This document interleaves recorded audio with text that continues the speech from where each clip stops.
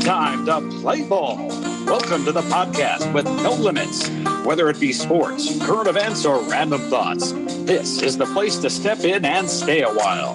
Your host is a proud alumnus of Rio Hondo Prep, a former minor league baseball umpire, and a man with strong opinions. Welcome to the Get Home Safe podcast and your host, Matt Hersema.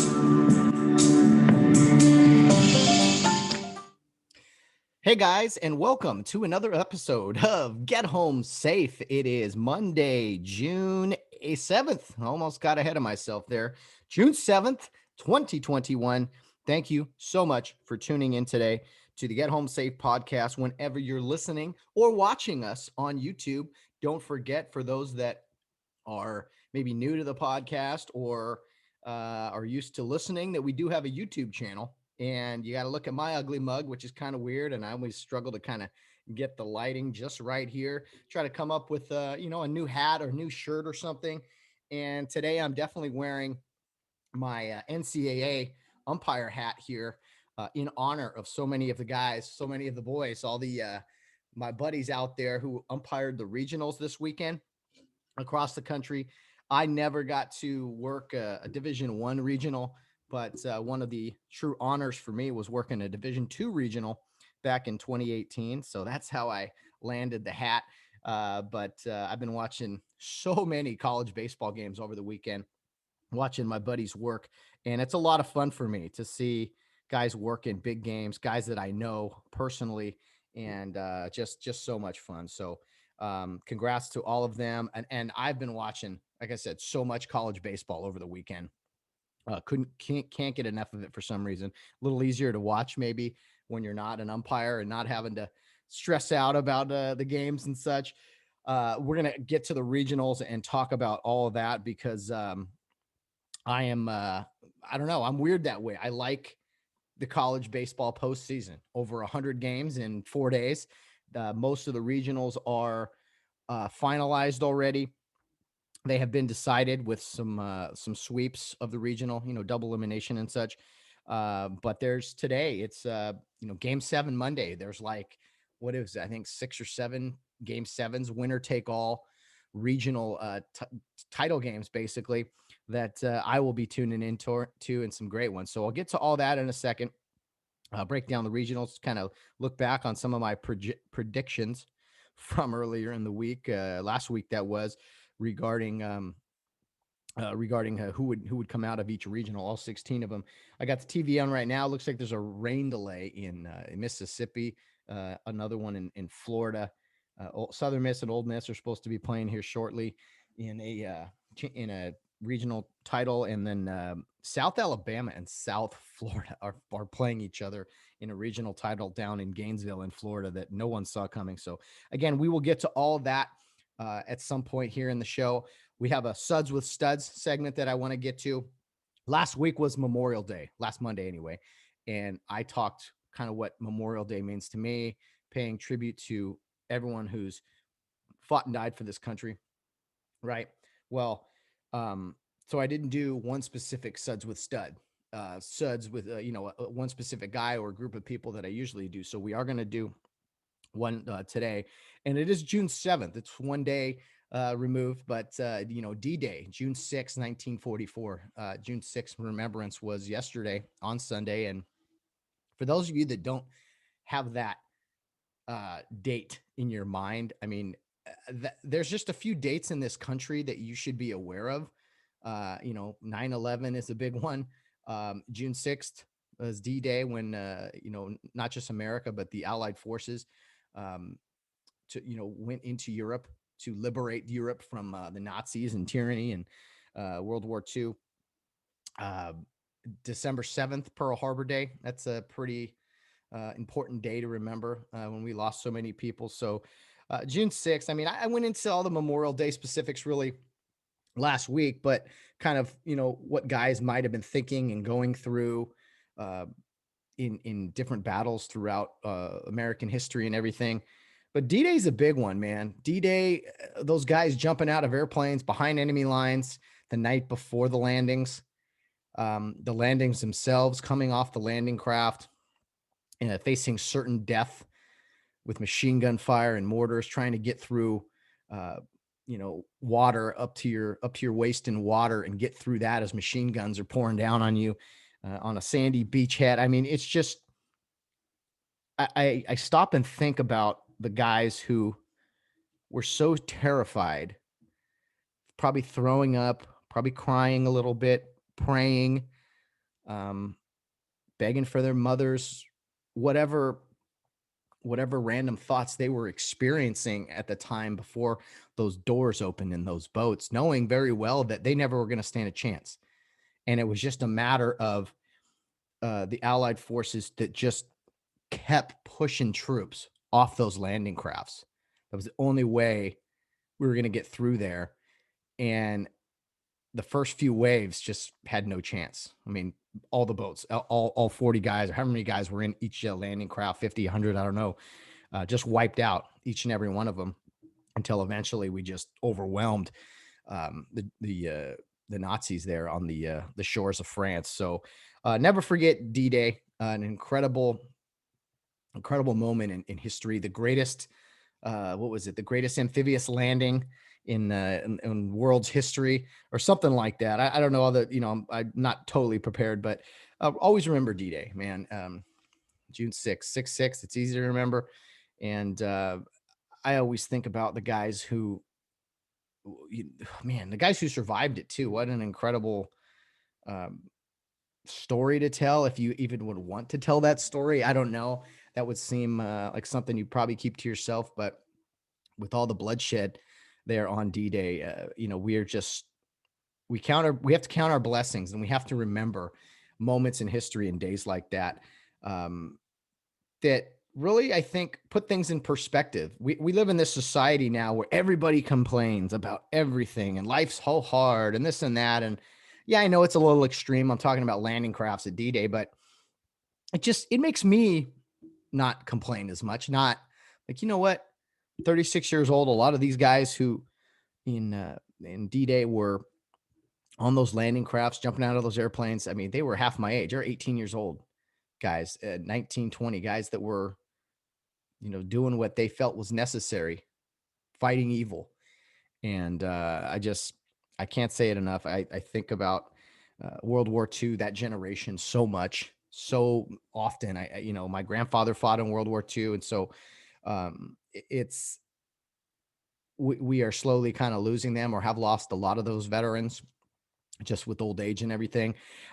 There's one I'm going to specifically talk about today that was the last surviving Medal of Honor winner from World War II in the European theater. So he recently passed away in April, and he's going to be our honoree today in Suds with Studs, which I want to do right now. But first, a couple kind of a summary, if you will, of some of the things we're going to talk about today.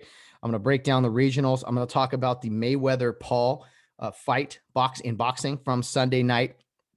I had an email from Todd Carson, who's actually I'm going to be hanging out with later today, watching a little college baseball, something he and I both really like. And I think we like it just because it's not as, other people aren't as into it. And so for me, I don't always like doing the popular thing. I like doing the thing that I like, something that suits me. So Todd and I watch a little baseball today. Let's see. I am also going to say a few things about pay-per-view. I have some comments there. Check swings in baseball. I'm hearing more and more broadcasters complain about some things in baseball, and I'm just like, listen, you got to know what you're talking about before you just randomly spew out stuff. And I know you guys are probably like, well, Matt, that's what you do or don't do. I'm like, yeah, I know. But anyway, I'll talk about the NHL playoffs just briefly, and Julio Jones to the Titans. I'll touch on that. The Rio Hondo Prep softball team. I don't talk, I talk mostly Rio Hondo Prep football, of course, but the Rio Hondo Prep softball team in the semifinals, I believe. What is her name? Kiana Dorr has pitched the Cares deep into the postseason. She just continues to light people up with her pitching, not on the mound. What do they call it? In the circle, right? I don't know much about softball. I know I see a little bit of the Women's College World Series every year, but the Rio Hondo Prep Cares softball team, going to give them some love and read an article about their recent playoff success. So congrats to them. RHP girls have never won a softball title. So, hey, right on the cusp, they're going to be playing Lompoc on Tuesday, and I'll get into all that. So that's just kind of a summary. The Los Angeles LeBrons, they lost, so LeBron will have more time for maybe activism and things. I don't know. We'll get on. We're going to touch on all that today. Great big show. I'm by myself as I always am on Mondays. So you guys will have to bear with me. It's just me and my cup of coffee here. And I'm awaiting this rain delay here in whatever. That's the problem I have in regionals down in the South, in Florida and Mississippi and places like that. Because when I was in Florida in 2009, three separate, I was there half of the year, it seems like. We joked about it. Hey, every day at 4:00, set your watch to it. Every day at 4:00, it rains. Anyway, let's get into our Suds with Studs segment to start off today's show. I'm going to be talking to you today about Charles Henry Coolidge, who passed away April 26, 2021. He was a United States Army technical sergeant and recipient of the Medal of Honor for his actions in France during World War II. We had just talked about D-Day and, that operation in Normandy in France. So I thought this would be rather relative to talk about about our honoree here. At the time of his death, Coolidge was the only surviving Medal of Honor recipient from the European theater of the war and the only surviving honoree to have received the Medal of Honor during the war, with Herschel W. Williams receiving the Medal of Honor after the war on October 5th, 1945. So pretty significant here with Mr. Coolidge, or I should say Sergeant Coolidge, for his heroism and his accomplishments. And let's see, he lived quite the life. That is, he just died in 2021. He was born in 1921. So just shy of his birthday in August. So 99 years old. Couldn't quite get there to 100, but God bless Mr. Coolidge. And I want to read to you now from his obituary that will touch a little bit on his valiant acts from World War II. So here is our Suds with Studs segment today, honoring Mr. Charles Henry Coolidge. This is from his obituary, authored by Brad Coolidge. Tennessee has lost a beloved son and one of its bravest men. Charles Henry Coolidge, 99, of Signal Mountain, passed away peacefully April 6, 2021, at Memorial Hospital in Chattanooga, Tennessee, surrounded by family.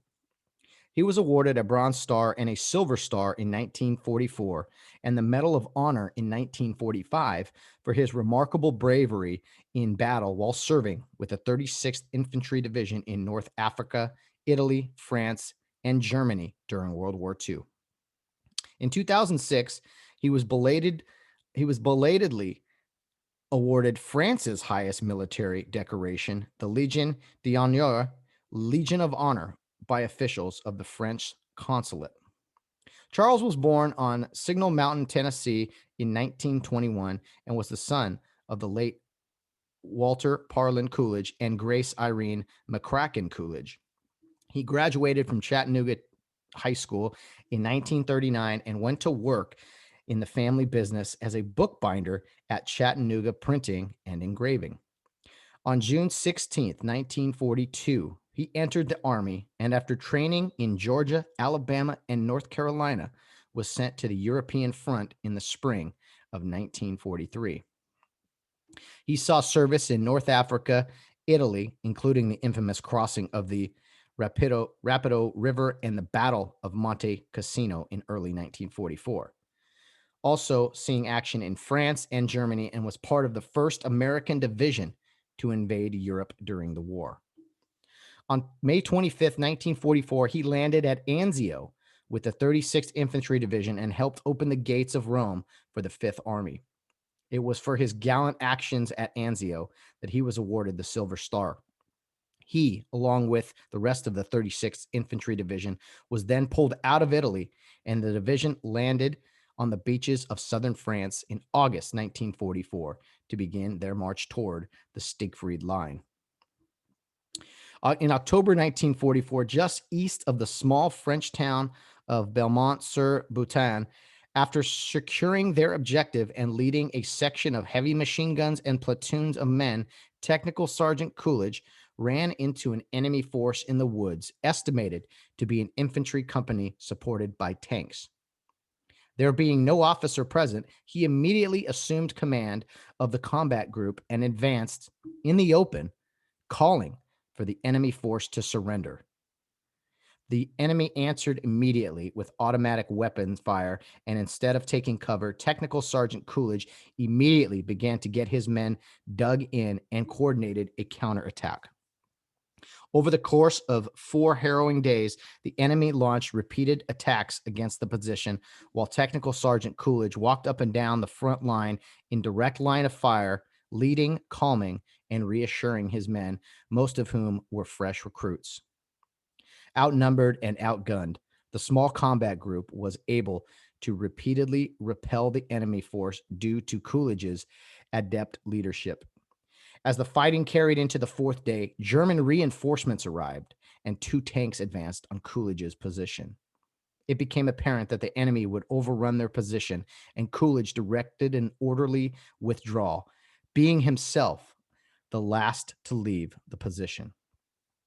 The platoon had held off an entire company of German infantry supported by tanks for 4 days, and not a single American life was lost. For his heroic and superior leadership over those intense 4 days of fighting, he was awarded the Medal of Honor in June 1945 at the age of 23. Upon returning to Signal Mountain from his military service, he married the late Frances C.P. Coolidge on October 14, 1945, and started a family. Charles and Frances had 3 boys, Charles Jr., William, and John. Charles worked briefly for the Veterans Administration in the years immediately following World War II, but eventually went back to the family business at Chattanooga Printing and Engraving, a company his father founded in 1910. He retired from the family business at the age of 95. Well, it goes without saying, but Mr. Coolidge, you are absolutely someone I would love to sit down and have a beer with, and not just by the first round, sir, but every single round. What a hero, what a stud, what a legend, really, to be called to do something that, you know, so many of us were called in to do things that we're not expecting to do. He wasn't expecting to be a leader that day or for those 4 days, right? But there was no um, officer there, and he just took charge and he said, okay, it's me. It's me, rather than sit around and be like, well, someone else should do this. No, he took charge of the situation, saved countless lives, and prevented that German force from advancing at a pretty critical time of the war, I might add. Um, I've read extensively on a lot of these battles and the timing in which things happened. So it's just delaying a force like that uh, was something that could have prevented so many more lives from being lost in the aftermath. So, man, what a story there. Recently passed away a couple months ago in April, but what a life. And then he works the family business, living the American dream, right? Works until 95 years old. I mean, what a guy. I mean, I guess when you're a Medal of Honor winner at 23 years old, yeah, you kind of just want to work the rest of your life and raise a family. So to Charles Henry Coolidge, Sergeant, God bless you, sir. Thank you so much for your service. You've inspired so many as part of that, you know, that D-Day force that was liberating France and all the different places he served to. Anzio, I mean, Italy, and then North Africa, all those places where the Allied forces were fighting the Axis powers. And man, what an amazing story. Uh, God bless you, sir, Mr. Coolidge, and your entire family. And again, it would be a tremendous honor. I know it's not possible since you've passed away, but it would be a tremendous honor to sit down and have a beer with you, and not just by the first round, but every single round. So that is more guys of the type of people we want to talk about here on Suds with Studs in our Monday episodes here. And if you guys ever have anybody that you think I should mention, or, fallen officer or military personnel, guys of that nature, definitely throw them my way, because I love honoring these people, even if it's briefly, and I wish I could do more, but hey, anyway, that's our Suds with Studs segment today to start off our week. All right. So last night was the Mayweather Paul fight. And, I've talked a little bit about boxing before, and how there's like this, I don't know, I don't know if it's a boredom with boxing, or boxing's trying to make a comeback. And then they're also putting out these fights that is like, retired veteran fighters coming back and fighting these YouTube guys, or these, we saw a former NFL player, Chad Johnson, got in the ring. I mean, I don't know exactly what it is, what you call this. It's almost has like this WWF feel to it, although it's real fighting. It's not just theater like wrestling is sometimes. But anyway, Logan Paul, his brother, Jake Paul, they're both these YouTube guys that are trying to become these boxing stars. And I'll tell you this, I'll tell them they're making a lot of money off it. I know that every time they step in the ring, either fighting a UFC guy, or fighting, in Jake Paul's case, a retired basketball player, Nate Robinson. Logan Paul had fought someone before. I'm not sure who it was, but to fight Floyd Mayweather in an exhibition, 8 rounds, with really no weight restrictions. Logan Paul is significantly taller than Floyd Mayweather, and he outweighed him by like 30 pounds. So it was like, I don't know if it's supposed to be this equalizer. You could definitely see in Floyd Mayweather, a legend, right?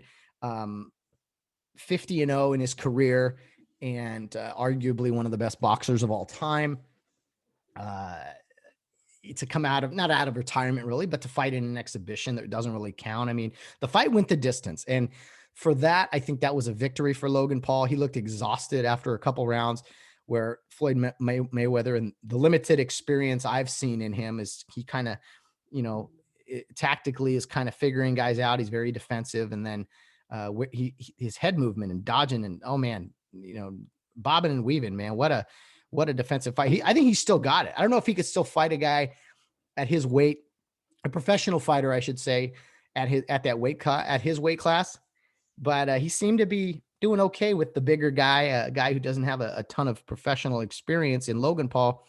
But I'll say this, that Logan Paul at 26, I think he's 26 years old.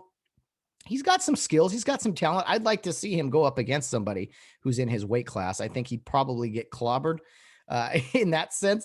But he was leaning on Mayweather a little bit. That took a toll, I'm sure, on a bigger guy, right? That's why you have weight limits in boxing. Not weight limits, but weight classes, so that it's a neutral field, if you will.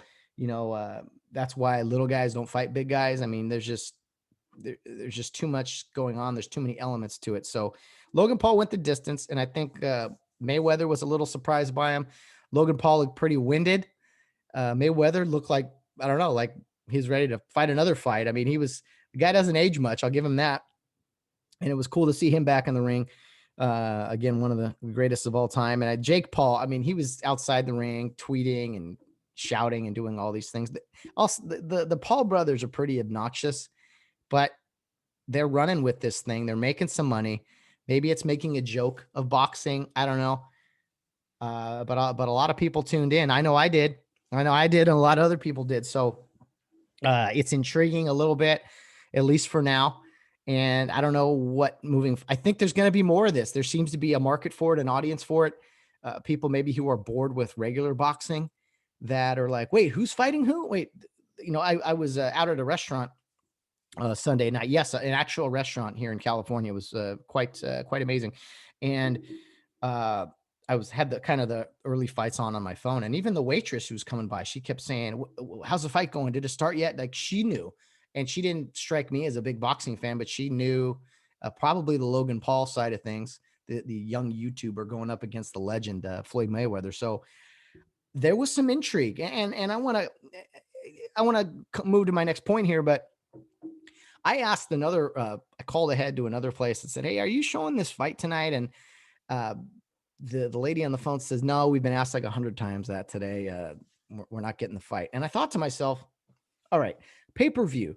The whole concept of pay-per-view, it's annoying. And I know there's other people out there who find ways around it. I won't bring anything up of that nature. But as far as pay-per-views go in boxing or MMA, I can't for the life of me understand why bars and restaurants, why on a fight that people are calling you and asking, "Hey, are you showing this fight?" Why in the world would you not pay the $50, the $70, whatever it is, even if you have to pay that for multiple TVs or pay for one TV and put it on a big one? I don't know. You're telling me you wouldn't make that money back and probably make a lot of business if you then publicized to the masses in for weeks building up to the fight. Hey, we're showing the fight. Make sure you're here Saturday night. Make sure you're here. Get here by whenever, even if there's a $5 cover, which you shouldn't have, but you shouldn't have it covered. People are going to spend money in alcohol and food and more than make up for what you lose with the pay-per-view cost. I can't understand why certain restaurants and bars don't put out pay-per-view more often. Some do, and I applaud them for it. But I was rolling my eyes. I thought to myself, I said, if you literally mean 100 people called your restaurant and asked you if you're going to have the fight on or not, do you think those 100 people are still going to come to your restaurant? Or they're probably going to go somewhere else or maybe stay home. So theoretically, let's call it 50 people. Let's not say 100. Let's say 50 different groups of people called you to ask you that. It's probably not one person, right? There are probably 3 or 4 people with them. So think of the business you lost out on because you wouldn't spend a few dollars for a pay-per-view fight. You got to spend money to make money. And I know it's new, especially restaurants in California. You're missing out. You've had to fight these draconian measures and things. I know you're kind of getting back on your feet, but you got to spend money to make the money. I mean, that will bring people in. It's like not having the sports package for NFL or whatever. But in fighting, pay-per-view, people don't always want to do it at their house. They want to be in a crowd of people. They want to go somewhere where they can get their money's worth, really. I think some of these restaurants and bars, they need to do a better job of that. Because I chuckled to myself. I was like, you just told me that. I mean, it's not difficult to do. You push a button, pay-per-view. Yes, pay $50, pay $70. And yeah, that's money out of your pocket. But I guarantee you more would have come in. And there are some pay-per-views that shouldn't be pay-per-views. I totally get that. Trust me. I don't buy every single one because, it adds up quickly. But there's usually one a month that's worth paying for, once every couple months, that people are intrigued and want to check it out. So that's my plea to some of these restaurants and bars is that, hey, let's get your pay-per-view actions going. People are going to come. People are going to stay longer. They're going to spend more money probably. And I think overall it's going to turn a profit for you. So please, pay-per-view. It's a thing. It hasn't gone away. And man, bring in the business. So, okay. So Mayweather versus Paul. And on that note, there was something else that I've talked about before on the podcast that I haven't been able to figure out why it doesn't happen more often. But I got to tell you, Sunday night boxing, it works. There's everyone wants to always be on Saturday night, the prime time, right? Sunday night boxing, man. I'm telling you, put this stuff on Sundays. The NFL plays on Sundays, even if it's not at night, even if it's that late afternoon. Sundays, most people are home with family, kind of relaxing at the end of the week. They're not out somewhere, on a Saturday night or at some show or concert or something. Most people are home on Sundays. Put boxing, put MMA on Sundays outside of the football season, of course, because no one will watch it during the NFL season. But man, from February through August, put some big fights on Sundays. I tell you, it works, man. You're kind of sitting around during the day, not much to do. Don't do Sunday mornings. That's for the church going type. And but afternoons, into the early evening, I think it's great. Maybe not that 9 o'clock, fight in Florida, nighttime for those poor people who have work the next day. But hey, Florida, it's a free state and people love just doing whatever. I would love to see more boxing on Sundays, more UFC on Sundays. Most people are doing things on Saturday nights, right? Going out to dinner. And while, yeah, I just argued about, hey, having fights on, there's a lot going on. I think Sundays would be such a great fit. Sunday afternoon, early evening.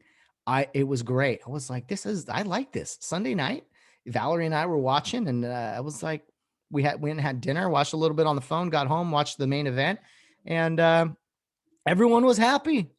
What can I say? Life is good. I think it's almost like a better fit to have fighting on Sundays, right?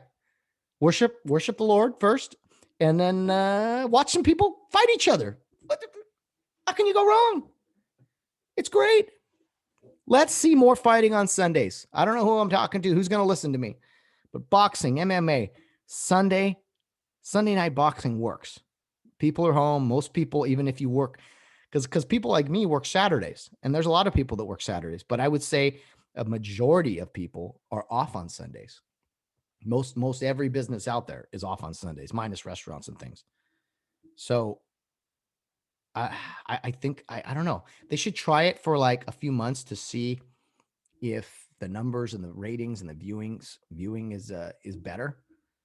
I think it would. I really, really do.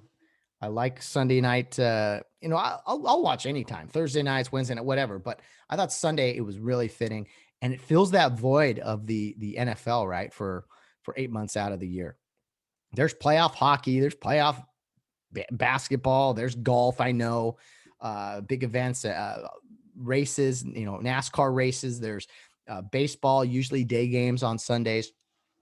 But man, boxing, fighting, MMA, it fits on Sundays. Let's try to make that happen, will you?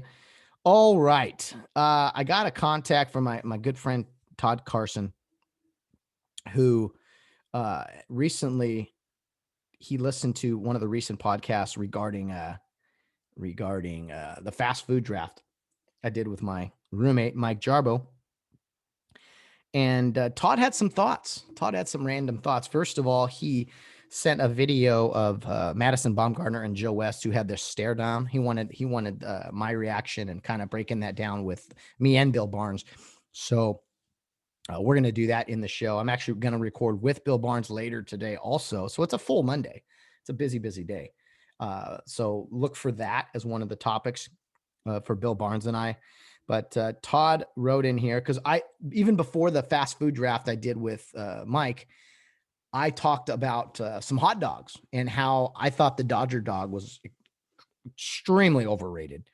And as having been a ballpark hot dog connoisseur, I think there's better options out there. I think the Dodger dog is overrated. And so Todd tuned in here, and these were his comments.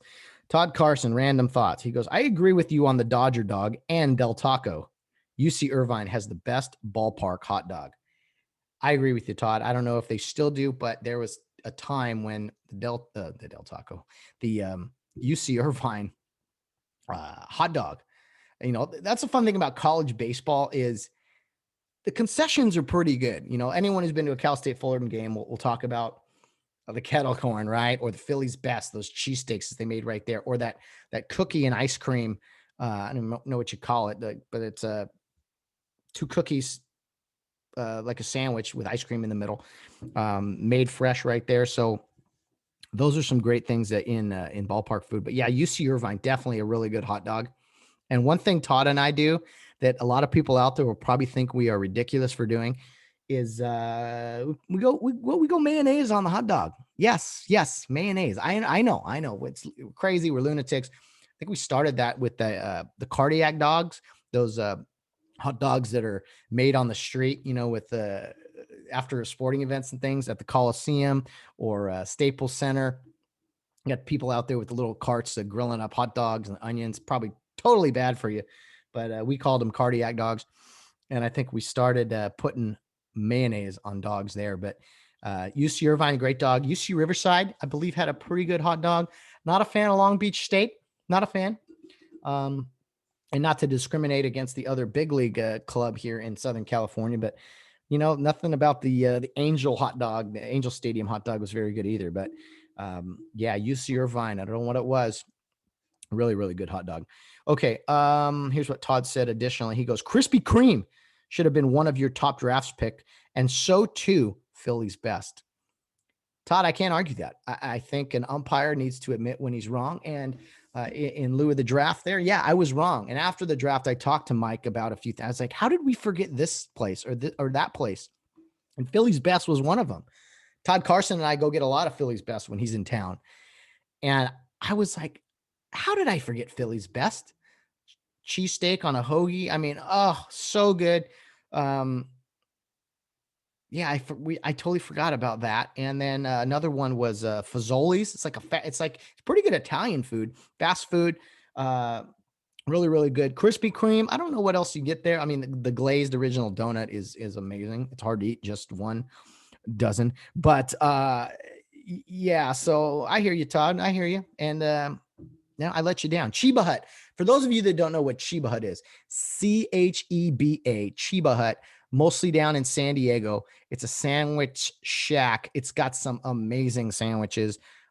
Give that a try anytime you're down in San Diego. I think there's one in Vegas too, or a couple in Vegas. So those are the places you can get that. That could have been on our list as well. So again, think that over. And if I had to do it over again, yeah, I would have thrown in Philly's best somewhere. I would have pulled probably Carl's Jr. out of there. I don't know what that was. That was some brutal draft pick that I was in a breakfast mood and I threw that in there for some reason. But yeah, I should have gone with Philly's best. Could have thrown in Krispy Kreme. And then I got a scathing email from John Lee up north talking about how could you not put Five Guys in there? So my apologies. Yeah, I've never been a huge Five Guys fan, but after thinking about it again in the weeks following the draft here, I'm like, I should have put them in the top 10. I should have brought them. It's a pretty good burger. It's big. There's a lot going on. That was my argument, was that there was too much going on, but pretty good. And yeah, should have been in there. So I'm not perfect. We make mistakes. It was my first ever draft. I was nervous. It was tough. Mike was picking places that I didn't see coming. I had to, strategize and everything. So, hey, that's life. So here was Todd's comments on the draft. Todd said, cool idea with the draft. I thought the music was too loud. Yes, it was. My apologies on that. You live and you learn. He says, it might make it more interesting if you choose a sport and stuck with the analogies of one sport. That way the listener could have a better idea of who, quote, won the draft. Okay, I hear you, Todd. But I'll say, as part of the fun, it was fun bouncing around and throwing out football analogies and baseball analogies. And we'll improve. I think we'll do it again later down the road. And what I might do is bring in a few different people so that it can be a little more difficult and things come off the board that you won. And we got to go a little deeper. But I thought each of us drafting, man, what was it? 12 places was a lot of fun. So if you haven't heard that podcast, it was a couple weeks ago on a Friday, the fast food draft. Kind of on a note of episodes, I want to tell you guys about our guest on Friday. Friday, we're going to be joined by my good friend from the San Diego area, Mike Gashopo. He's a San Diego County sheriff, a former minor league baseball umpire. We started the same year together. Mike worked a lot longer than I did, got to AAA, had a great minor league career. He's been out a couple years now, and he has become a San Diego County Sheriff's deputy. Well, it was back in February. I shared this with a few people that Mike was pretty severely beaten down in a San Diego jail, and a pretty scary moment. I didn't realize when I saw the news article that it was a few months prior. So I reached out to him and talked with him, and he was fine. He was back to work, a week later, but we were chatting and said, man, we gotta talk sometime soon. And so he wanted to do the podcast after I think he saw somebody else on a show and was like, yeah, let's do one. So Mike was gracious enough to join me. We recorded last week. So that's who you're going to hear from on this Friday. a San Diego Sheriff's Deputy, Mike Gashopo, who recently survived a pretty violent attack in a jail down in San Diego, and he'll talk to me about that experience, and then also his professional baseball umpiring career. He's also a big Chargers fan, so we'll talk a little bit about that at the end of our conversation. But that's just to give you guys an idea of who's coming on the podcast on next or this Friday. So I'm joined by Bill Barnes, of course, on Wednesday, but Mike Gashopo on Friday. So you don't want to miss that episode. And guys, I'm still working on guests. I'm reaching out every week. I'm still able to get one guest per week, which is a miracle, it seems like. But some people I know are busy. Some people are hesitant. If you have any suggestions or have talked to somebody who you think would be a good fit here on the podcast, by all means, reach out to me, and you know how to do that on the various ways to contact me and the podcast. Okay. Let's see. What else are we talking about today? Man, the coffee tastes good. I thought about this the other day. I was, you know how like sports is getting all woke, right? And even commentators, and then before the game, everyone's got to talk about this cause or that cause. And you just get all this preaching to you during games now and talked down to at times. I wish back in college football national championship game, they do this. It's like a mega cast where they offer like the game in many different versions. You can do one with the home radio. You can do one with like a round table of coaches who are analyzing the game. You can do one that I loved. It was called in stadium or stadium option. So there was no broadcasters. It was just the game, the clock, and you actually heard the PA guy in the stadium. That was it. First down, Alabama, that was all you would hear. I loved it. I was like, I could get used to this. I wish there were more options for sports viewing where you could turn, an unwoke version or something. Let me push them. Okay. I want the much like you can turn on captions, right? Or subtitles on and off. I wish you could do something like that with like, okay, can we watch the unwoke version of this broadcast?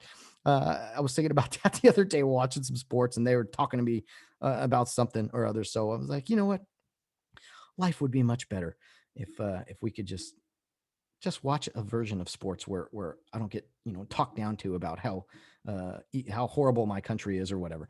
Okay, okay, we got to talk about something I didn't think I'd talk about here on the podcast, at least not so soon, I guess. But this is from 210 Sports, which covers high school sports in the San Gabriel Valley. And this was some news I heard from football coach Mark Carson of Rio Hondo Prep.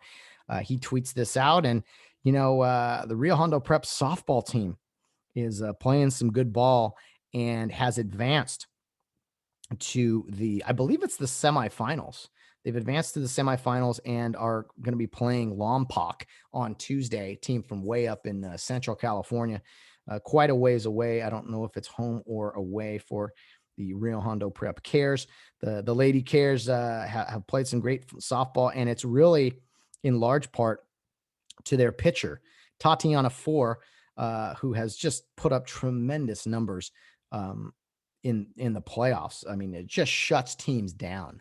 And I don't know much about her or the team, but I do know that they're winning ball games and they're making a playoff run here. So I've said before on the podcast that, man, anytime Rio Hondo Prep is doing well, I don't care what the sport is, we're gonna comment on it and cheer them on. So Rio Hondo Prep softball is 17-3 overall, 7-1 in league play, the prep league. So, there was a time in girls sports at Rio where, I don't know, they were kind of that lower tier, especially in like softball. They're getting, kicked around a lot. But in recent years, the softball program has just elevated big time. And it's not to say the other sports haven't either. There's some good volleyball teams and basketball teams. Rio Hondo, the girls have won a few basketball titles, I don't know, in the past 10, 15 years or whatever, and been in the title game quite a bit. So a pretty good history there. But softball, I think they may have got to the finals one time ever. I could be wrong about that, but the softball team I think it's in large part due to the facility upgrade. I know Joe Parker is coach over there, and he has done a tremendous job with elevating the facilities there on Field 3. Really made it into a much better, what would you call it? Softball field, basically. But Joe Parker, Christy Horton, and Lexi Parker, the three coaches on the staff there, have done a great job in making the program just that much better. So if you haven't seen a game over there in a while, I think they're posted. Mr. Bray posts them later on Facebook too. The facility looks great. The facility looks really great. A nice place to go watch a ball game, a softball game. So let's look at the playoffs here. The Cares ended their season, the regular season. It looks like that was non-league. Okay, they ended on the 28th. But on Wednesday, June 2nd, Rio Hondo shut out Nogales 8-0, and then followed that win up with on Friday, June 4th, beating Bloomington High School 2-1. So only allowed 2 runs in one run in 2 games. So Kiana Dior is just mowing down batters. Let's see. She had one appearance against, who is this against? I'm semi-prepared here. Against Nogales in the first playoff game. Miss Fior had 8 strikeouts facing 25 batters. So a pretty good ratio there. Gave up 3 hits, 7 innings pitched. Not a bad day at the office. Let's follow that game up with the most recent game at Bloomington, against Bloomington, I should say, a 2-1 victory for Rio. And it was again, Kiana Four not on the mound, but in the circle, as they say. Another 7 innings pitch, allowed 1 run, 4 hits, and struck out 13. So she's really, the strength of the team, and has carried the Cares here to the, I don't know if I think it's a semifinals. I could be wrong. I could be wrong. If so, I apologize. Okay. Oh, here we go. Yeah, 2-1 victory.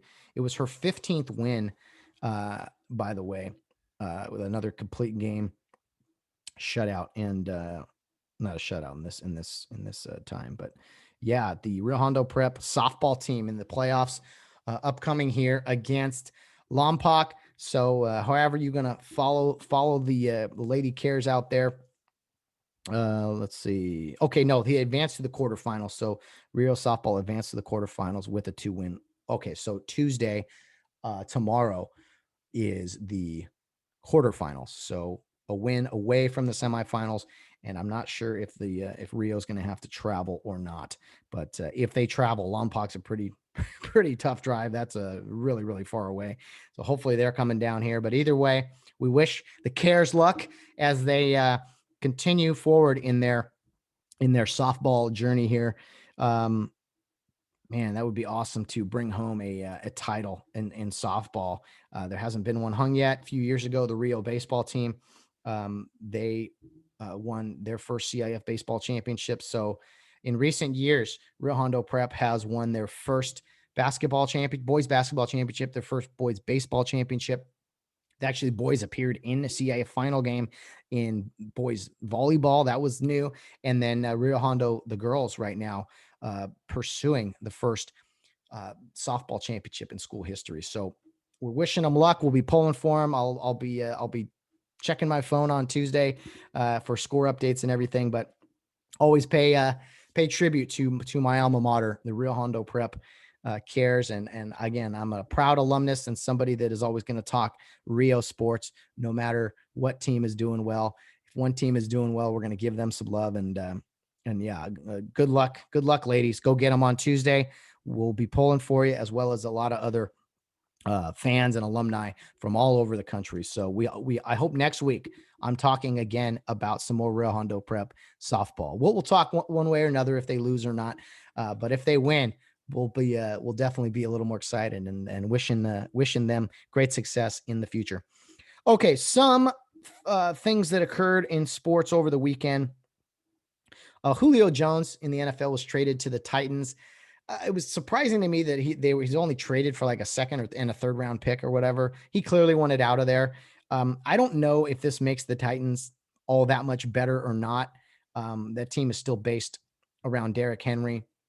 It's not like Julio is not a great wide receiver. He is. I mean, he's put up some great numbers, and I'm curious how this fits. I had if he's going to still be the star that he was in Atlanta, or if maybe Tennessee, because they're so run oriented, if maybe his numbers decline and if he is happy or not. I don't know. You knew he was going to go somewhere. I'm honestly glad he's not in the NFC or specifically the NFC West. It seems like Seattle always is trying to make a move. But anyway, Julio Jones to the Titans. Interesting. I like it. Overall, I like it. I think it's cool. It's a fresh start for him, and the Titans gives them another big weapons to see if they can get up there into the next level with, the Buffalo Bills of the world, the Kansas City Chiefs, the Baltimore Ravens. Those teams seem to be the kings of the AFC right now. And I think the next tier down is kind of that Tennessee, Indianapolis bunch. So anyway, all right.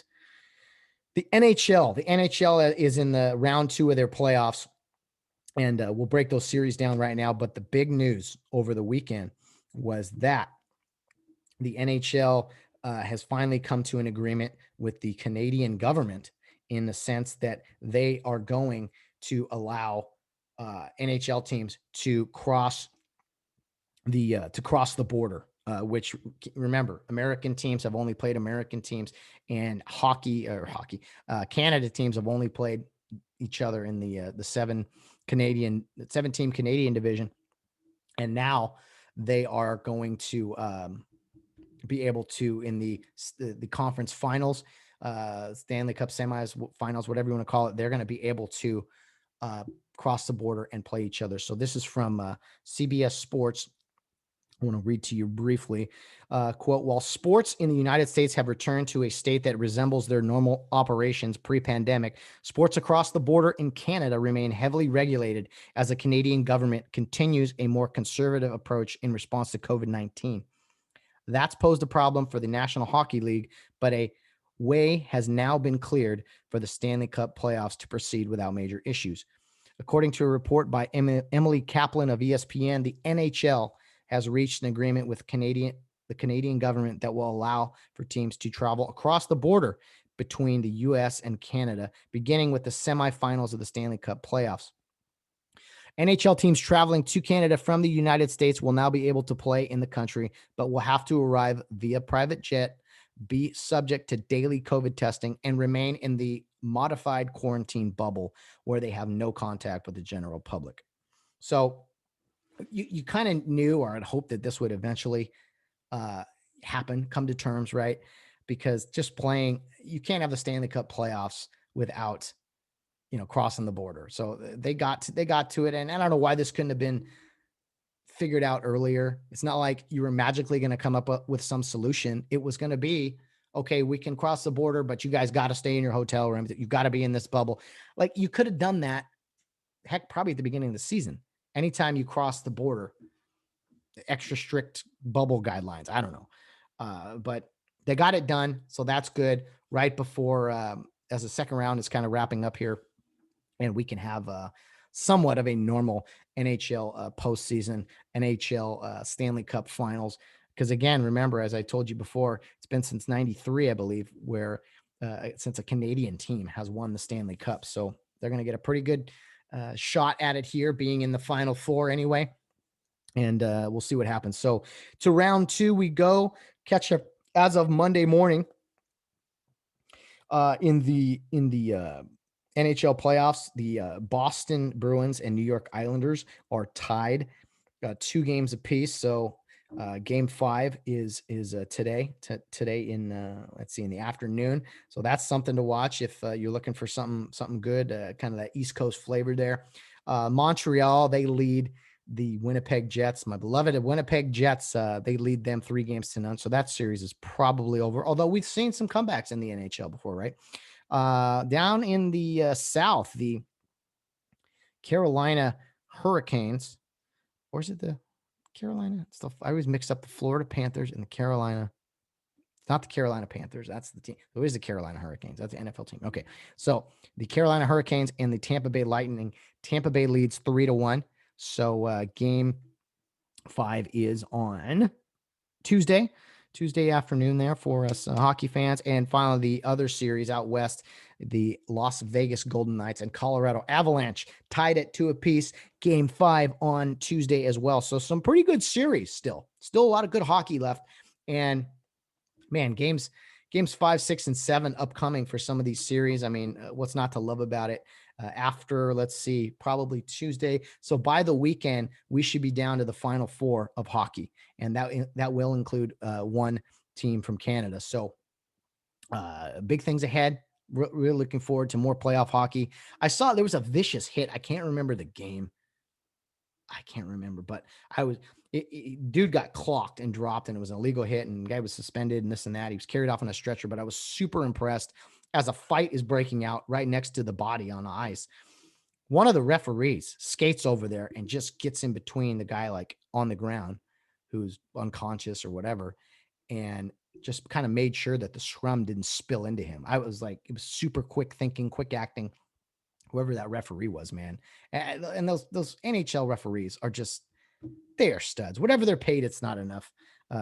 They just unbelievable stuff. So I can't wait for the final 4 of the NHL. I'll definitely be tuning in more than I have been, just because I've been glued to the TV with all these college baseball playoff games. I know I'm crazy, but that's just what I've been up to. I will say one thing about the Lakers. Okay. I want to say one thing about them. I try not to talk Laker basketball, at least not this year. I despise LeBron James. I despise it, almost everything about him.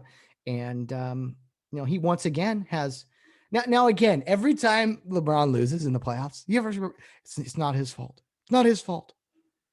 The greatest of all time loses in the playoffs, and it's not his fault. I thought you were the savior, King James. A couple of years ago, you didn't even make the playoffs, and then this year you're out in the first round.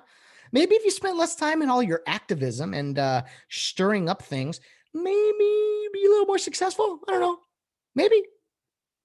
Oh, I know, Matt. He's been to the finals a million times, and he's going to play forever. He's the most complete player. Blah blah blah blah blah blah. I don't care. I want LeBron James to go away. Go away, please.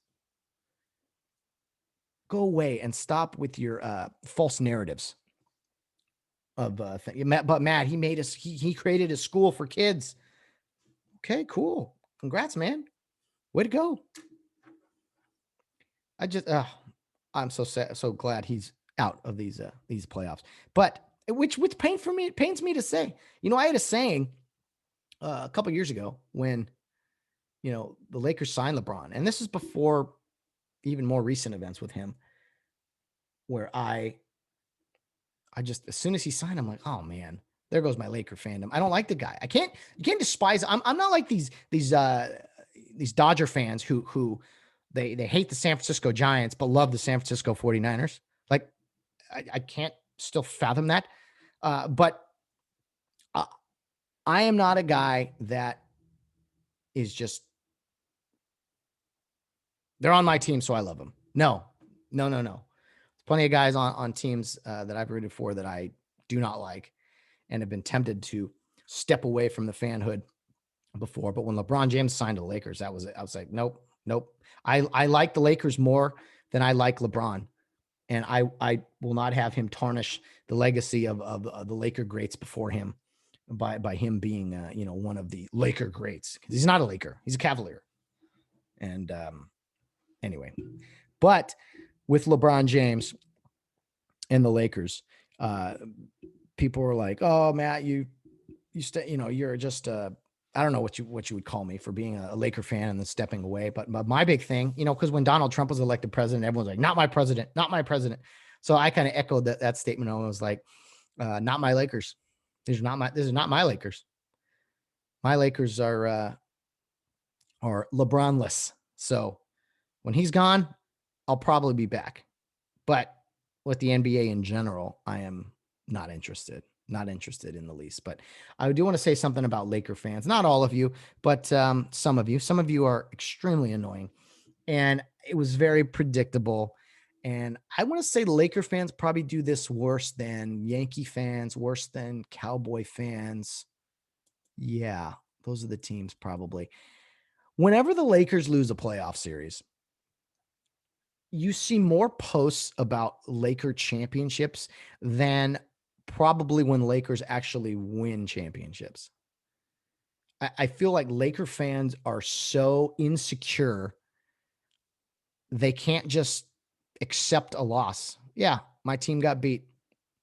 They weren't.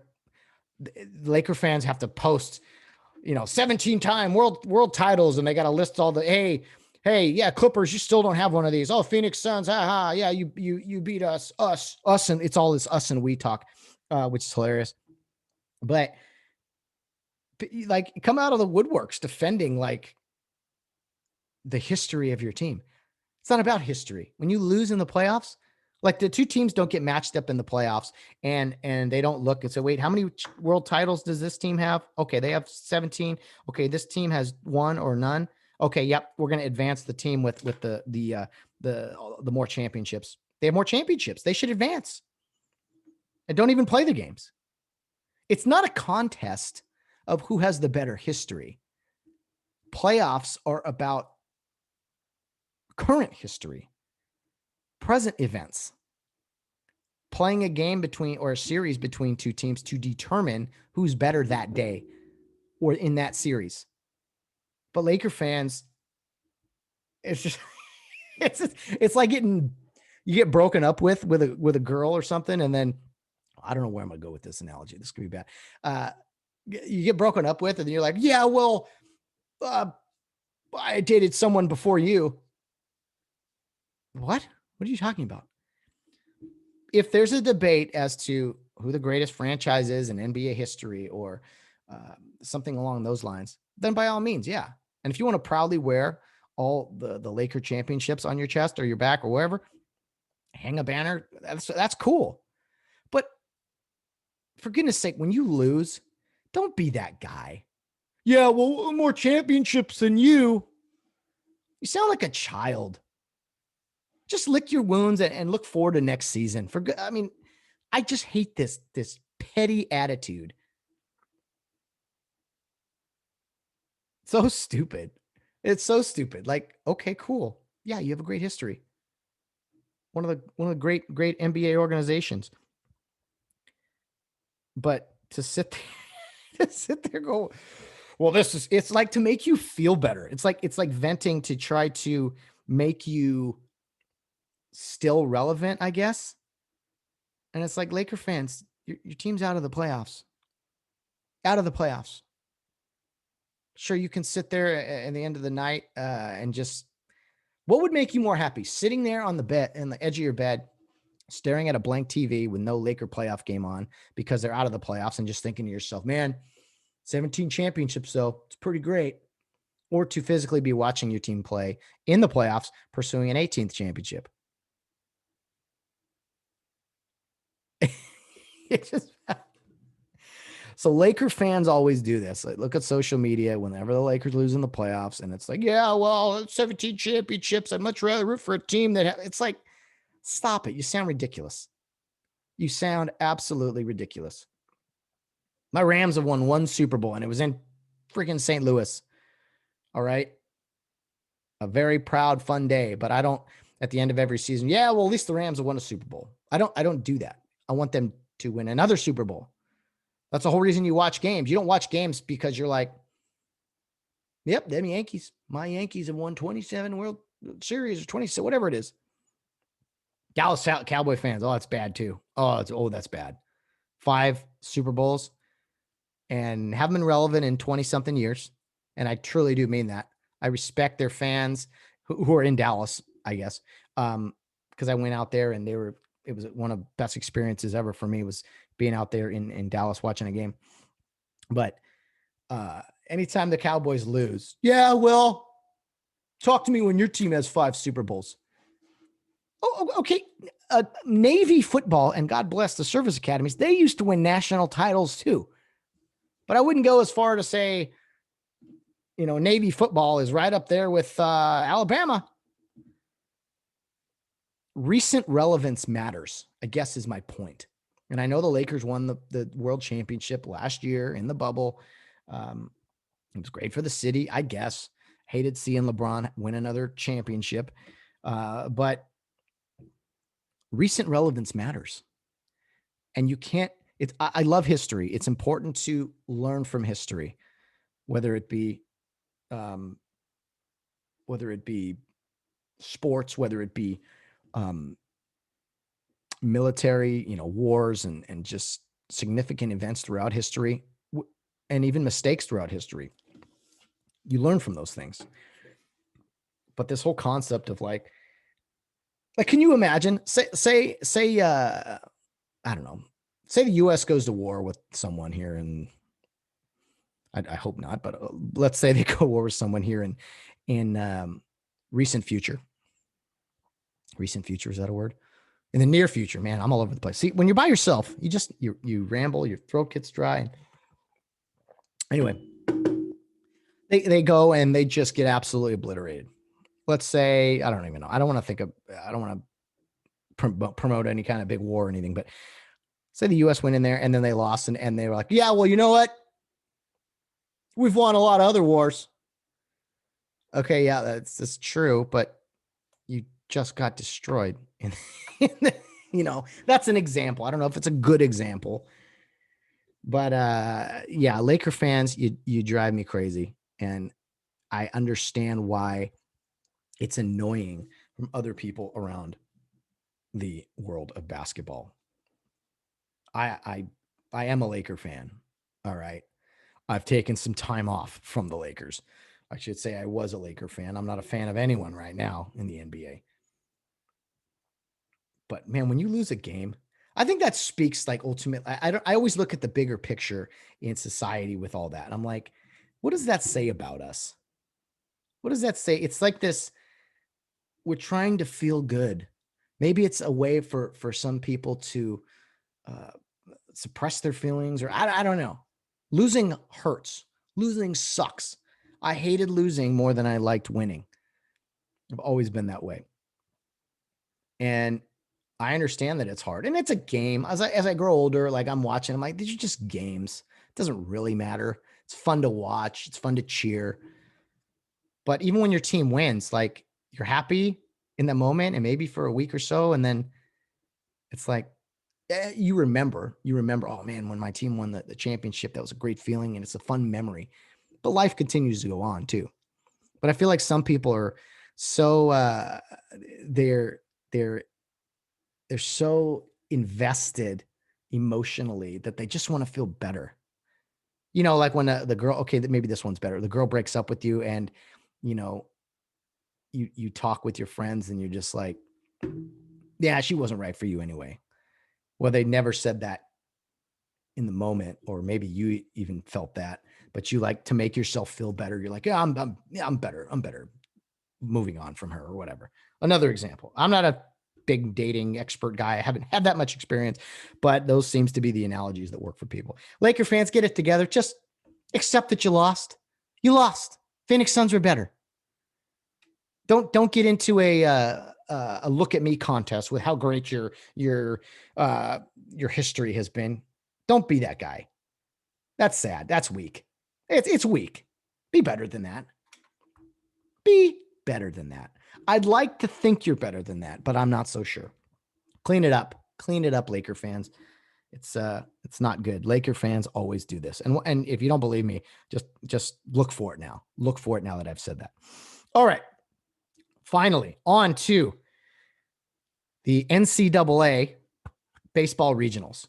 And I have been fired up. I've always liked college baseball, even before I got into umpiring. I remember when I flipped on the College World Series, because college baseball was never on. You saw college basketball, you saw college football. But as a kid, the College World Series would come on. And I was like, what is this? There's 8 teams, not just 2 teams. Like, it was intriguing. The metal bats. And I know metal bats aren't always great or whatever, and there's arguments against them, but as a kid, you're swinging a metal bat. These guys, college guys, are swinging a metal bat. Like, I was like, okay, it was more like I could relate to it more. So I always liked it. And then as I went into high school, I was always going to Cal State Fullerton baseball games. I learned a lot more about baseball and to love it more, love the game more. When I started umpiring, that was actually my long-term goal. I was like, I want to get into college baseball, not knowing much about the minor leagues or anything else. So it's just funny how things work out. But anyway, I've always been fascinated by it. And as you umpire college baseball, most guys who umpire it can't stand watching it, can't stand other than being on the field for their games. They just, it is different. And there's plenty of problems in college baseball. I'll say that there are plenty of problems. It's imperfect, but what is? So, but I would make an argument. Oh, here we go. Oh, got it. Okay. I'm watching Mississippi State and Campbell right now. And it's a regional final. But anyway, I can't truly explain it, why I'm intrigued. Some things you just like, you don't know why you like it, but you like it. And that's good enough, right? So I love the regionals. It's 16 sites, as I mentioned last week. There's 32 games Friday, 32 games Saturday, 32 games on Sunday. And today, I think there's like 8 games for the remaining regional finals. So I've always enjoyed that and enjoyed watching college baseball. And it's just crazy. You see wild things that happen. And I think because not many people know about it or like it, that's probably why I have this extra interest in it, because it's not as popular. Some popular things I like the NFL, but other things I kind of veer off. And it's just like, why do you like that so much? I'm like, well, because not many other people do. And I kind of find it interesting. So the regionals were this weekend. Most of them are complete. A few storylines I wrote down that I wanted to touch on with so many games going on. Let's see. So in the tournament, as I mentioned last week, there's 16 sites, 4 teams per site. And the seeds are ranked 1, 2, 3, 4. A 4 seed to advance and win a tournament, that would be like in basketball March Madness, a 13, 14, 15, or 16 seed advancing to the Final Four. That's like, or even the second weekend to win a couple of games. That's how significant it would be if a 4 seed won, right? Typically, your 1 seed is the host of the 4-team regional, and it's double elimination, as I talked about last week. As soon as 3 teams lose 2 games, the tournament's over, and the 1 team remaining advances. So you can win it just 3 games in a row, go 3-0, and that would leave everyone else with two losses. Or as in today, when you get to that final game on Sunday, it's a 2-0 matchup against a 2-1 matchup. So if the 2-1 team wins, then obviously the undefeated team now has a loss, and you got to play an extra game. So that's why there's these extra games today. The game 7 of the regional. So very exciting stuff. Most of the regionals are finalized, but there are a few here that are still taking place. Campbell and Mississippi State. This is actually a game 6, a 2-0 versus 2-1 game, because there was some weather issues. So if Campbell wins this game, they're down 1 right now. If they win this game, they would force a game 7. They'd have to play again, an hour after. So that's just to give you guys a little some things there. But a few notes I wrote down. First of all, Arkansas was ranked the number 1 overall seed in the tournament, right? And that's significant because there's only been 1 number 1 seed since the 1999, when the tournament expanded to 64 teams. Only 1 number 1 overall seed has won the tournament, and that was in 1999, the Miami Hurricanes. So just because you're ranked number 1 doesn't mean you're always going to, get to Omaha or advance. And so, but that just give you guys an idea. An H regional site, 16 teams, roughly 1 through 16 is basically who hosted. So we'll know, I'll be able to tell you if a seed was a 1, 2, 14, 15, or whatever overall seed, but usually a 3 or a 4 seed in these regionals does not advance. So it's pretty significant when they do. All right. First of all, the Squeeze Play channel on ESPN, phenomenal. Similar to the NFL Red Zone. Will they bounce around to different regionals? It's hard to watch 4 games at once, but Squeeze Play really helps with that. So if you are looking for to kind of keep your eye on a bunch of regionals without having to keep your clicker going, the squeeze play. It was great. They go to key situations in games. It's all live and they just bounce around. Sometimes they go split screen. It's like the NFL red zone, which is again, a spectacular experience in itself. On Friday night, this was incredible. Wright State was a 4 seed playing in Tennessee against the Volunteers. They were winning into the 9th inning. They were up 8-5. And the Tennessee Volunteers, I'll say this too, that place was rocking. And some of these places, most of these places I've noticed, no masks, full crowds. It's great. It's normal life, which is incredible.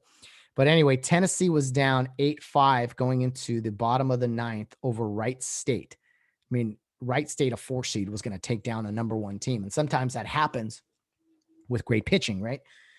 So Wright State is up 8-5. They allow some runners. It gets to be the bases loaded on the second pitch of an at bat. Dude hits a walk-off grand slam to win the game for Tennessee, 9-8. Pandemonium. I mean, those Tennessee fans were losing their mind. If you haven't seen it or seen a highlight, go just type in walk-off grand slam in Tennessee. There's a few different camera angles and things. So that was the biggest moment, I would say, from Friday night.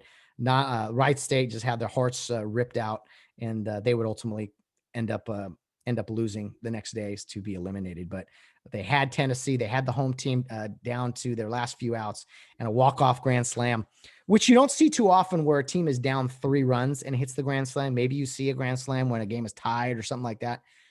But for all 4 runs to matter in the grand slam was pretty awesome to see. And really got the regionals off with a bang on Friday night down in Knoxville. Huge news, probably the second day, the biggest significant news was University of Florida being eliminated, going 0-2, losing their first 2 games. And not just that they lost, they were blown out by, I think it was South Alabama. It was like 19-3. I mean, you do not see stuff like that happen in game. I mean, South Alabama just absolutely destroyed Florida. And that regional itself, Florida, Miami, South Alabama, South Florida, who would you think would be the last 2 teams remaining in that one? Well, I'll give you a hint. It's not Florida and it's not Miami. So pretty wild. That was, Florida was ranked 15th in the country, was hosting the regional, and just blown out and bowed out. So that was the huge news from Saturday. Southern Miss and Notre Dame on Saturday had 2 offensive explosions. They didn't play each other, 2 separate regionals, but Southern Miss put up 21 runs in their second game of the regional. Notre Dame did them a few better on day 2 as well. Their second game, they put up 26 runs in one. This is one game, mind you, not a doubleheader. This is one game. So anytime you see crooked numbers like that, I mean, that's definitely a cause for concern. You're like, oh my, but that's what happens with some of these lower seeds. They run out of pitching and it just turns into a hit parade. So Southern Miss, who's still playing today, playing Ole Miss in the regional final down there, they're looking to advance. But yeah, 21 runs from them. And then Notre Dame, it wasn't just that game. That was their biggest scoring game. They put up double digits, I think, in all 3 of their games offensively. So that Notre Dame offense, although you could argue they weren't going up against great pitching, Notre Dame can swing it and put up quite a bit of runs. So watch out for them. They have advanced into the Super Regionals. Okay, Cody Huff of Stanford. He hit not 1, but 2 grand slams on was it Sunday? No, it wasn't Sunday. It was Saturday, day 2. Hit 2 grand slams in one game. I remember Fernando Tatis Sr. for the St. Louis Cardinals back in the day hit not 1, but 2 grand slams in the same inning off of Dodger pitcher Chan Ho Park. Look it up if you don't believe me. That was really something. This wasn't the same inning, but Cody Huff of Stanford, 2, not just 2 bombs in the same game, but 2 grand slams. You just don't see that often. So that was cool to see.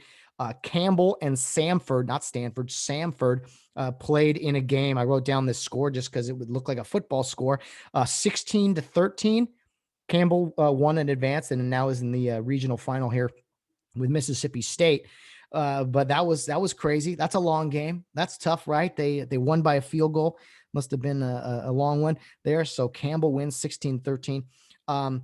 Duke, the Duke Blue Devils, even though they lost and were eliminated, and they won the ACC tournament last week. They come into this Tennessee regional loaded, pretty good team. They actually were eliminated on Sunday, but it was not without the efforts of RJ Schreck, who's actually a Southern California kid. Played for the Arcadia Astros, I believe, in the summer ball, who we have some affiliation with them, but a Southern California kid, I think played in the Los Angeles area in high school. But RJ Schreck hit 3 home runs in one game against Wright State in the Knoxville regional that eliminated Wright State after their heartbreaking loss the night before. So congrats to him, RJ Schreck, quite the big night from him. And then I wrote this down. Central Michigan eventually lost in the Notre Dame regional, but I absolutely loved watching these guys. These guys, you talk about a team that bunts and attacks. These guys were bunting left and right. Their number three hitter, Zach Gillis, in one game, the game I was watching, had 4 bunt singles from the number 3 hitter. You could say, oh, your number 3 hitter is supposed to, hit for power, whatever, but 4 bunt singles in one game, that really goes to show you the type of team that the Chippewas were from Central Michigan. I loved watching them. They advanced to the final against Notre Dame before losing, but in the same game on Sunday, the elimination game, it was Central Michigan who hit 4 home runs in the game, and they also had 8 bunts. And maybe there was more bunts after that. I stopped watching, but I couldn't believe that stat. 4 home runs and 8 bunt hits in the game. And 4 of those bunt signals were from one guy, Zach Gillis, who was the number 3 hitter. So I love seeing stuff like that. That's stuff you see in college baseball that you don't see in Major League Baseball. So some great storylines there. And then finally, probably the biggest swing of the tournament outside of the Tennessee Grand Slam was last night. Vanderbilt eliminated. Let me make sure Georgia Tech didn't come back in that game, by the way. But Vanderbilt in the top of the 9th, they were the visiting team. They hit a walk-off not a walk-off, but a grand slam. It was a tie game. It was the 11th inning.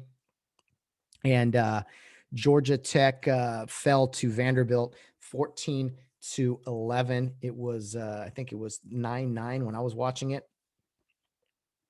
And let's see here.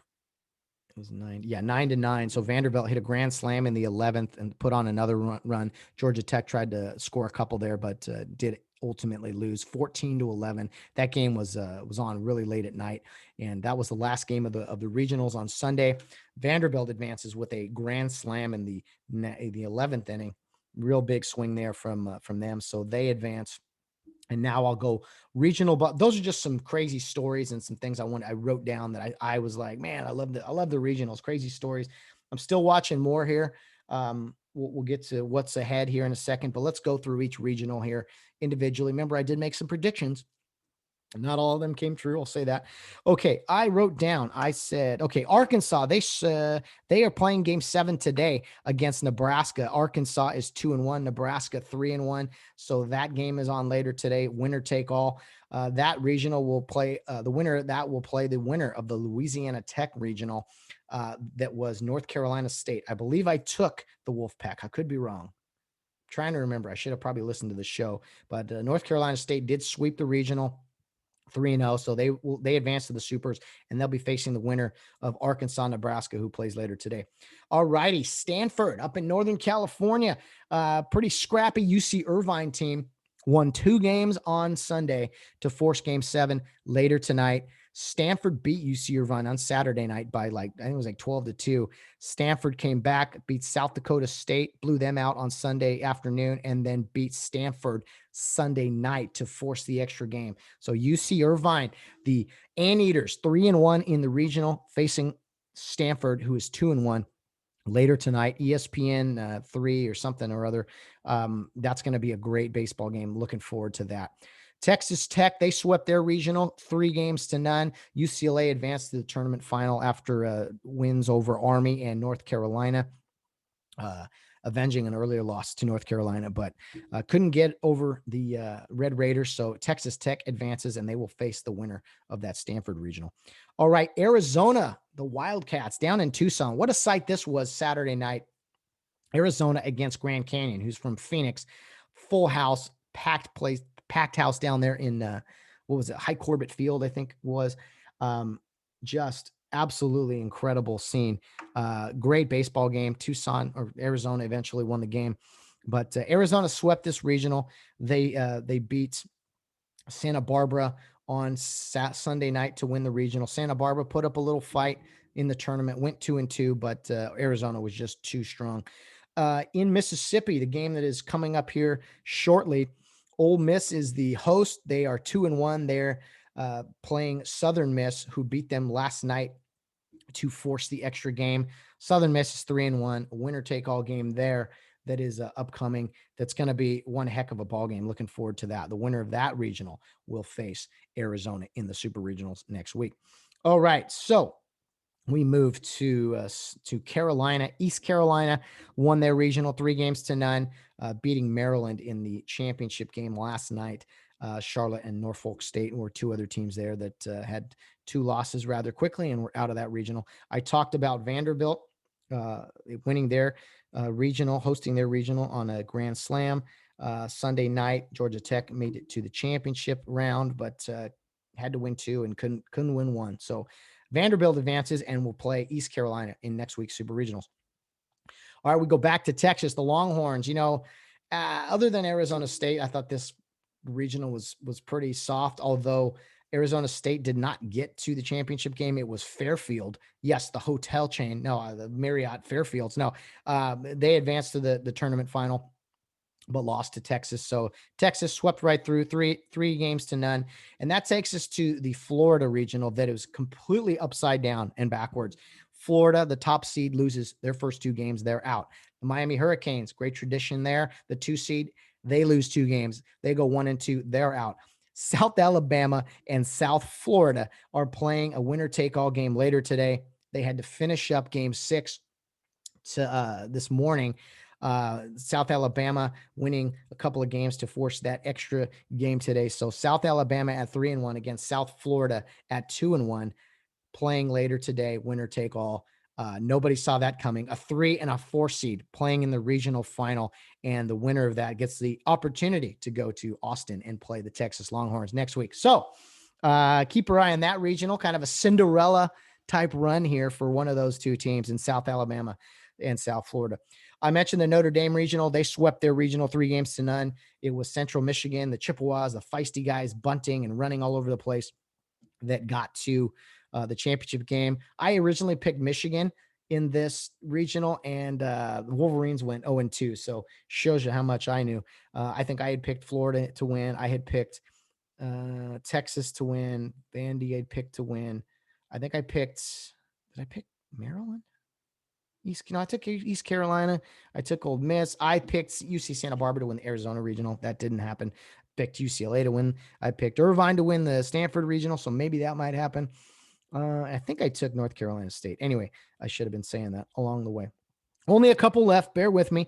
Let's see here. Mississippi State, who will face the winner of that regional, will face the Notre Dame regional. And right now it is 2-0 Mississippi State against 2-1 Campbell. They're in the 9th inning. Campbell is going to try to tie this thing up, but if they don't, they will be eliminated, and Mississippi State would advance with a 3-0 victory. So that gives us to a couple last ones here. The TCU regional. TCU was the number 6 team in the country. They won their first game and then lost their next 2. So the top seed in Fort Worth is out. 3-1 number 2 seed Oregon State is playing Dallas Baptist, the 2-1 seed, or the 2-1 number 3 seed tonight, or I should say this afternoon, with a winner take all game. Dallas Baptist, the 3 seed, was in the driver's seat, winning their first 2 games to go 2-0 and only have to win one more. But it was Oregon State who won 2 games on Sunday to force the extra game Monday. So a fun regional there. I have a friend of mine who's on that game, on that series. So we'll be watching every pitch here upcoming as soon as I'm done with this. And then 3 more regionals, guys. It was the South Carolina regional. That actually Old Dominion was the top seed, that is the number 1 seed, but it was played in South Carolina because I don't know if their facility was good enough or whatever. But Old Dominion is 2-1. They are playing the 3 seed Virginia 3-1 later today for a winner take all to see who advances to play the winner of that Fort Worth regional. So some definite upsets there in those 2 regionals, or in a couple regionals. Finally, the last 2 regionals that will pair up with each other next week. The Eugene Regional, the Oregon Ducks are 2-1 and playing tonight. The LSU Tigers, who are a 3 seed, they are 3-1. An elimination game, winner advances. And it was LSU last night who won the 2 games on Sunday to force this game. So Oregon, number 14 team in the country, looking to advance, hopefully tonight against the tough LSU Tigers. And the head coach Paul Maneri, if he loses, it will be his last game. He's already announced his retirement. So a lot of reasons to watch there tonight, 7:00 on ESPN network somewhere. And finally, the Tennessee Regional. I mentioned Duke losing a tough one to who was it? Liberty actually beat them on Sunday. Liberty advanced to the championship game against Tennessee. Tennessee won that game and swept the regional 3-0. So tough break for Duke, who I thought kind of got a tough draw. All these games, all these places are tough, but when you break it down, you're like, man, you were the ACC champion, conference tournament champions, and one of the most consistent teams in America, I thought, were the Duke Blue Devils. To go 1-2 in a regional is a tough pill to swallow, but hey, that's life in college baseball. We are down, as I mentioned. I think there's 8 games today. There's games finishing up here, starting at 11. Another game at 1, another one at 4, a couple at 7 tonight. West Coast flavor. Stanford and Irvine at 7, as well as Oregon and LSU at 7. So plenty to watch. Plenty more regionals. And then next weekend, I mentioned there'll be 16 teams. Right? It'll be 8 super regionals, and it's just one team against another team, a 2 out of 3 series. 4 of them will be Friday, Saturday, Sunday. The other 4 will be Saturday, Sunday, Monday. So if you're hungry for more college baseball, there'll be plenty out there. But this last weekend was amazing. Over 100 games in 4 days. I've been glued to it, and I gotta say, man, as much as I love March Madness, there's something about the college baseball postseason. So that's what I have planned the rest of the day. I'll be tuning in here with my good friend Todd Carson. Maybe we'll take some little videos or something. I don't know. But enjoy the rest of the college baseball postseason. Enjoy the hockey playoffs. I will be recording with Bill Barnes later tonight while we're watching some college baseball, I think, and reacting to what's going on. And that episode will be out on Wednesday. So if you have any questions, you're listening to this and you're like, oh, yeah, I wanted to send something in for Bill Barnes, by all means, contact us. You know where to find us. All right, that'll wrap up today's episode of the Get Home Safe podcast. I've rambled enough. I need more coffee. I need more water. I need more college baseball. That's what my plan is, to tune in here the rest of the day. Everyone, have a wonderful week. Join us Wednesday for the weekly Wednesday weigh-in, and on Friday for our interview with San Diego County Sheriff Deputy Mike Gashopo. A great week of shows ahead. Enjoy the college baseball, enjoy playoff hockey. But guys, no matter what you're doing, whether you're out on the town or rounding third base, get home safe.